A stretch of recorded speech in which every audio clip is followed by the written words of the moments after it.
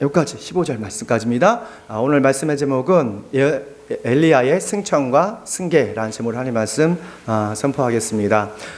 젊은 날에 지혜의 영을 받은 솔로몬이 점점 교만해져서 주님 말씀에 불순종하여자 주님께서 약속하신 대로 그의 나라를 둘로 쪼개십니다. 북이스라엘과 남유다로 나누시죠. 북이스라엘은 19명의 왕이 있었는데 한결같이 좀 사악한 왕들이었습니다. 여로보암 왕으로부터 시작해서 19명의 왕이 있는데 왕조가 9번이 바뀌었어요. 날마다 개혁을 한다고 했지만 개혁이 아니라 개혁적인 나라가 됐죠. 그래서 하나님께서 어떤 나라를 평가하실 때 왕들의 업적을 보는 것이 아니라 그들의 믿음과 순종을 보는 것을 보게 돼요. 북이스라엘 왕조 중에서 가장 사악했던 그런 왕조가 있다면 아모리 왕조입니다. 바로 오늘 말씀의 배경이 되는 아합 왕의 어떤 조상인데요. 그 아합과 이세벨 왕후가 이스라엘 백성이 사는 그런 북이스라엘의 구석구석에 바알과 아세라상을 세웠어요. 그리고 백성들을 하여금 아주 기복주의와 그리고 쾌락주의에 빠지게 했습니다.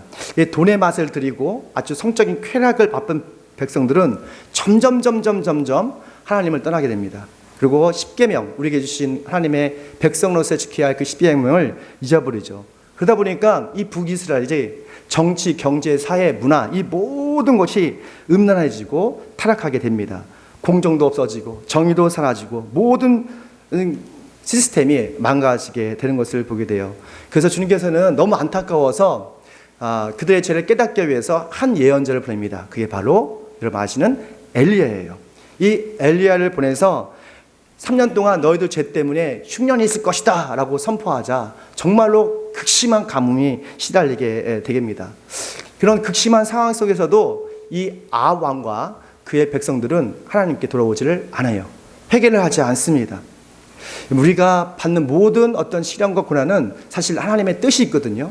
그 시련과 고난을 통해서 우리를 아주 절망에 빠뜨리는 것이 아니라 사실은 그것 통해서 우리를 주님께 돌아오라고 하기 위한 회복의 기회였는데 아합 왕도 백성도 회개를 절대 하지 않아요. 결국 아합 왕은 예언자 엘리야의 예언대로 전쟁터에서 화살에 맞서 죽습니다. 그리고 그의 아들 아하시야가 왕이 되죠. 근데 아하시야는 또 아버지처럼 부전자전이라고 하나님보다도 그 바알신을 너무도 숭배하게 되었어요.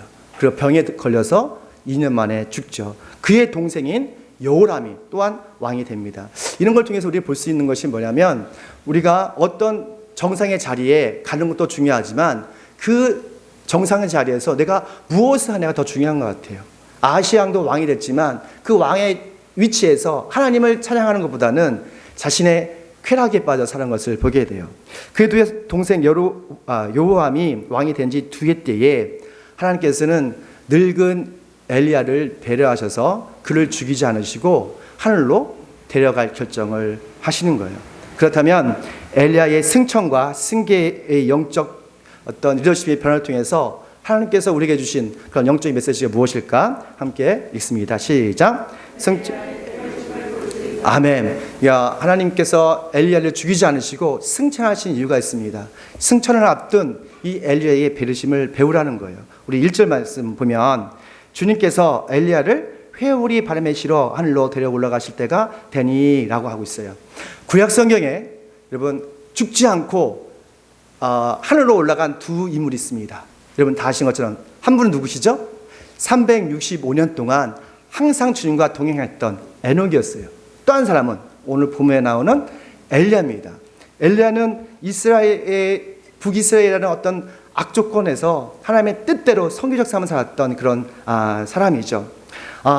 이 두 인물이 바로 죽음을 경험하지 않고 승천했던 사람이에요. 만약에 정말 이 말씀이 사실이라면 엘리야가 죽지 않고 승천했다면 우리가 다시 볼 수 있을까요? 없을까요?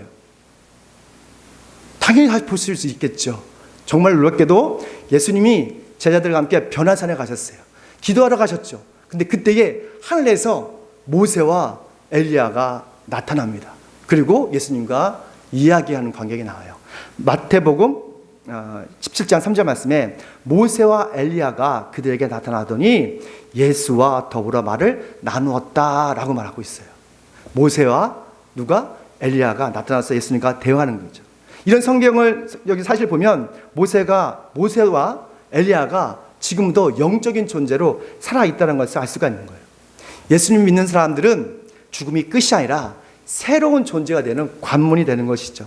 영적인 존재가 되면요, 영적 세계뿐만 아니라 물질 세계도 자유롭게 오갈 수가 있어요.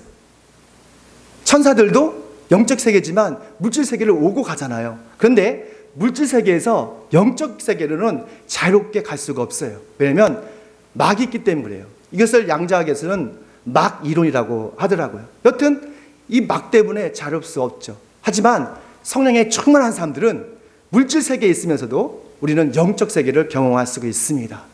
성령의 능력을 통해서, 성령의 은혜를 통해서 우리가 이 땅에 살지만 꿈과 환상을 통해서 하나님의 나라를 경험할 수 있고 천국을 경험할 수가 있는 거예요.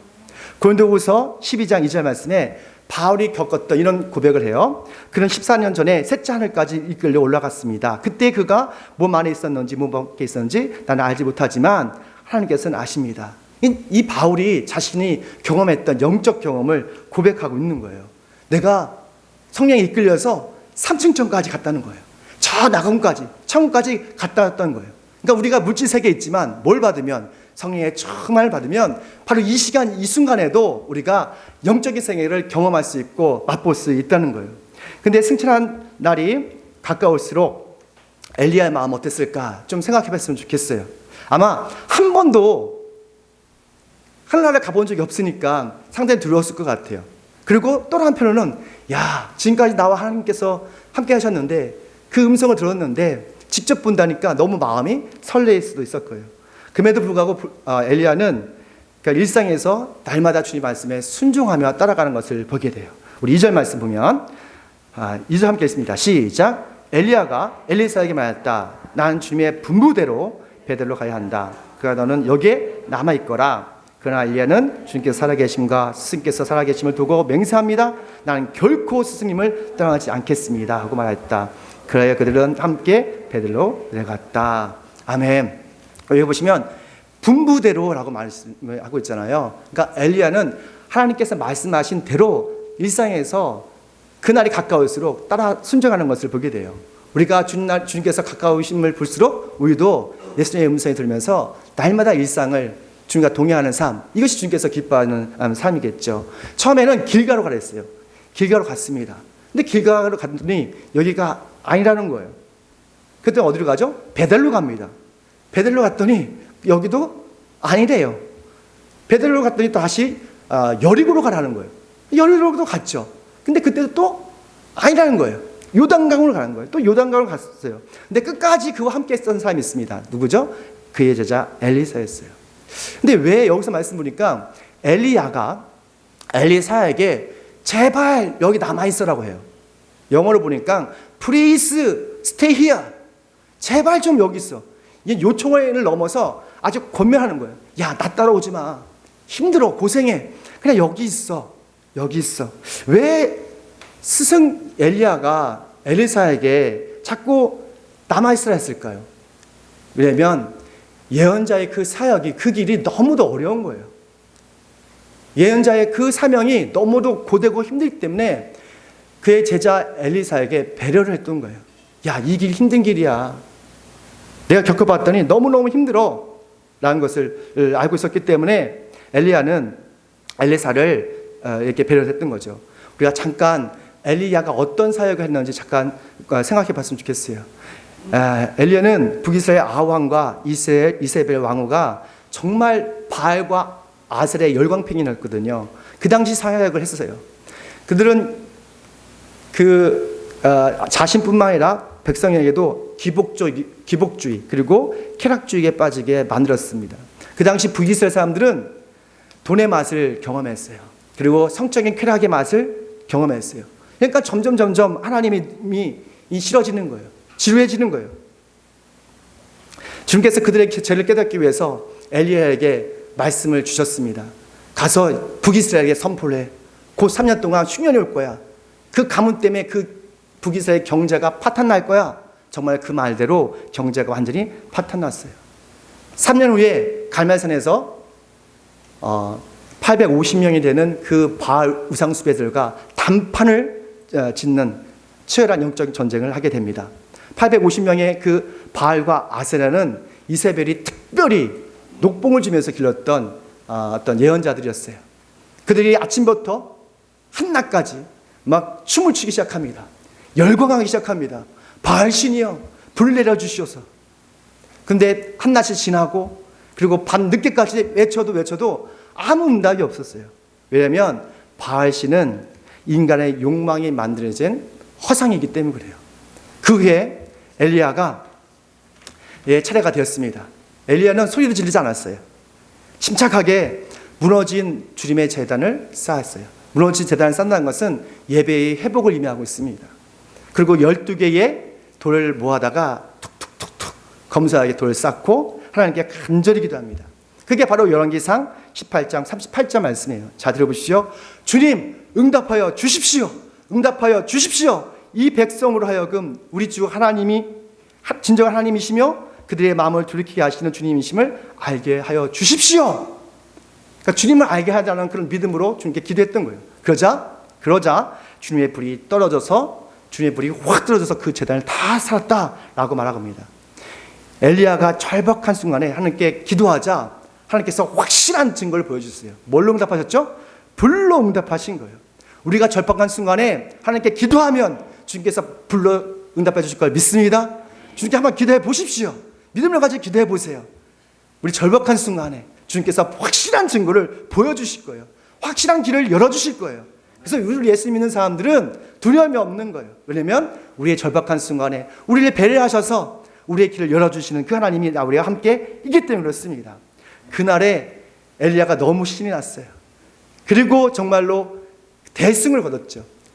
그래서 그 주변에 하나님을 믿었다가 믿지 않았던 백성들과 함께 기손 강가에서 850명이라는 그 사악한 음란한 그 예언자들, 바알 예언자들 한 명씩 다 참수를 시킵니다.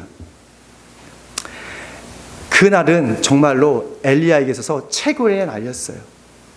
하나님의 나라가 임하는 것처럼 느껴졌을 거예요. 근데 그 기쁨도 잠시뿐이었어요. 이 악한 세상은 이상하게도 쉽게 변하지 않더라고요. 아합왕이 이런 사실을 엘리야가 했던 이 사실을 자기 아내한테 다 시시콜콜 다 이야기를 합니다. 그러자 이세벨이 너무 화가 났어요. 이세벨은 참 도끼 있는 여자인 것 같아요. 그런 말을 들었으면 야 정말 하나님 살아계시구나 라고 믿을 만도 한데 자기의 길렀던 바알 예언자들 다 죽였다고 그래? 너가 나 예언자를 죽였어? 그럼 나도 널 죽일 거야 라고 검객들을 보냅니다. 엘리야가 충격을 받았어요. 이쯤 되면 세상은 변해야 되는 거 아니야? 하나님 나라가 북이스라엘에게 임해야 되는 거 아니야? 그런 생각들이 다 상상조각이네요. 그럼 너무 갑자기 두려운 생각이 드는 거예요. 그리고 도망가기 시작합니다. 혼자서 정말 전력질주해서 광야로 도망가게 돼요. 그 광야에 한 로뎀 나무가 있었습니다. 그 로뎀나무에서 주저앉아서 너무 힘들었고 지쳐서 하나님께 이런 말을 합니다. 하나님, 저 죽여주세요. 자포자기를 하는 거예요. 그러니까 사람이 모든 것이 꽉 막겠다고 생각할 때 자포자기를 하게 돼요. 그리고 절 죽여주세요. 자살하고 싶은 그런 마음이 들었던 것 같아요. 열왕기상 19장 4절 말씀에 주님, 이제는 더 바랄 것이 없습니다. 나의 목숨을 거두어 주십시오. 나는 내 조상보다 조금도 나을 것이 없습니다. 갑자기 우울증이 생기고 열등의식이 생긴 것이죠. 그리고 죽고 싶을 생각이 드는 거예요. 사실 조금만 전만 해도 엘리야는 영적 전쟁에서 대승을 거뒀어요. 근데 그 대승으로 통해서 세상은 변화되는 것은 아니더라고요. 세상이 변화되지 않는 것을 보면서 너무 낙심했던 것이죠. 우리가 최선을 다해서 살아보지만 우리 생각대로 되지 않는 것이 참 많아요.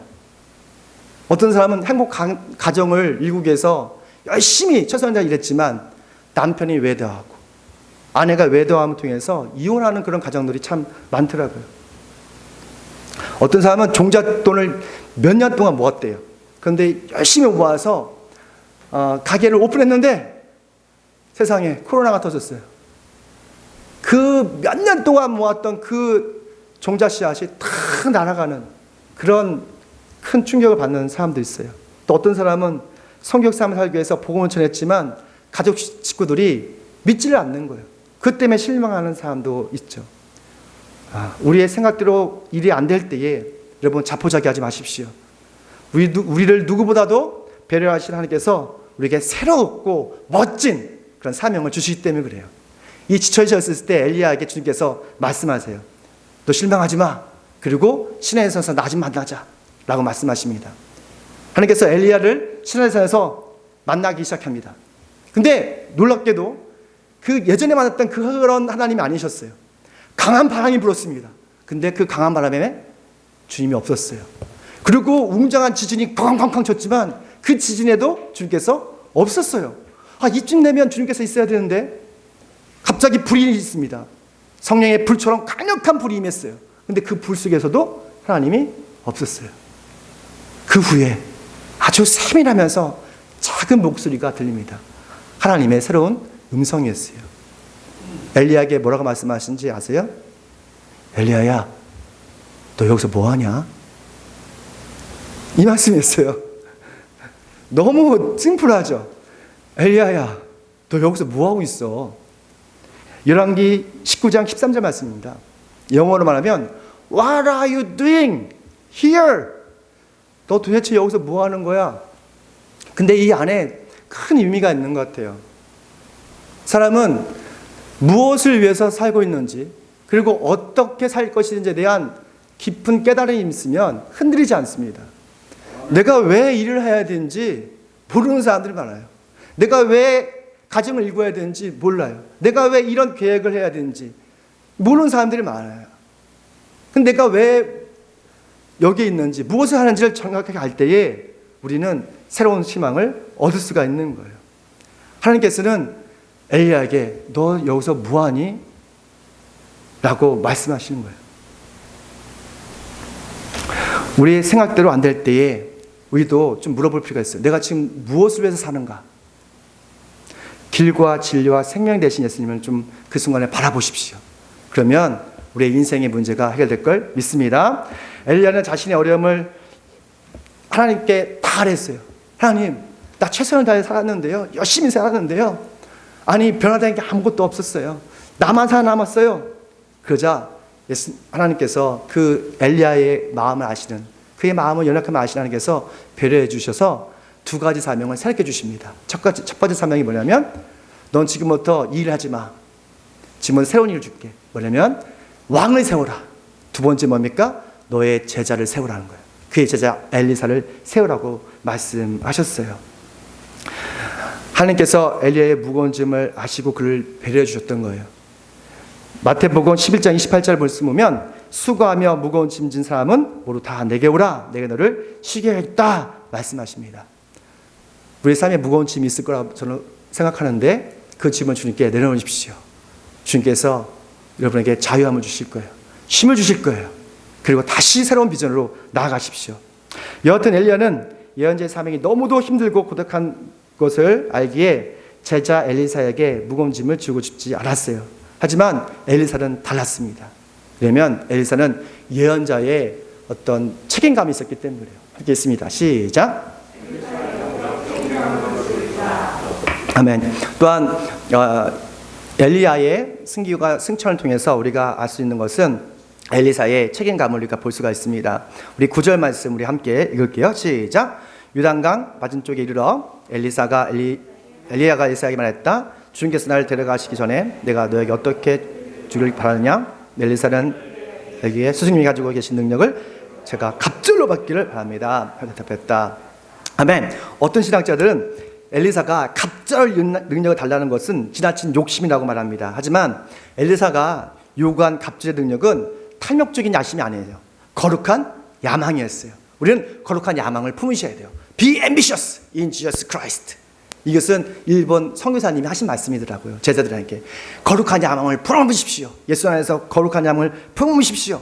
근데 그 거룩한 야망은 있잖아요. 자신의 유익을 위한 것이 아니라 바로 예언자의 자격을 갖추기 위한 책임감에서 시작된 거예요. 천국은 침노한 자의 것이다. 이 말씀 들어보셨죠? 천국은 침노한 자의 것이다. 즉 천국의 많은 능력과 권세는 열심히 투쟁하고 열심히 간구하는 사람들에게 것이라고 말씀하시는 거예요. 하나님의 사명을 잘 책임지려고 하나님께 갑절의 능력, 갑절의 복을 다하는 것은 탐욕적인 야심이 아니라 거룩한 야망이라는 거예요. 하나님은 이런 사람을 기뻐하세요. 하나님 나라를 위해서, 내가 예언자의 사명을 감당하기 위해서, 그리스도의 사명을 감당하기 위해서 나에게 갑절의 능력을 주세요. 갑절의 복을 주세요. 라는 것을 하나님께서 기뻐하신다는 거예요. 엘리사가 활동한 시대는 아까 말씀드린 대로 기복주의고 아주 쾌락적인 세상이 아주 트렌드였습니다. 그렇기 때문에 갑절의 능력과 갑절의 축복 없이는 자신의 믿음을 지킬 수 없는 그런 시대였던 거예요. 사실 엘리사는요, 스승 엘리야를 만나기 전에 좀 부유했어요. 12마리를 가지고 아주 농사 짓는 농장주였습니다. 근데 그의 부유함이 예언자의 자격을 주는 것은 아니었어요. 구약시대에 우리 영적 지도자가 몇 명이 있는데 그 중에서 제사장이 있습니다. 제사장은 혈통으로 주는 거예요. 세습이 됐어요. 그런데 예언자는 아닙니다. 예언자는 혈통이 아니에요. 뭐를 주죠? 성령의 증표를 줘요. 주님의 영이 임하면 그 사람이 예언자가 되는 거예요. 그러니까 확실한 증표는 없이는 예언자가 될 수가 없어요.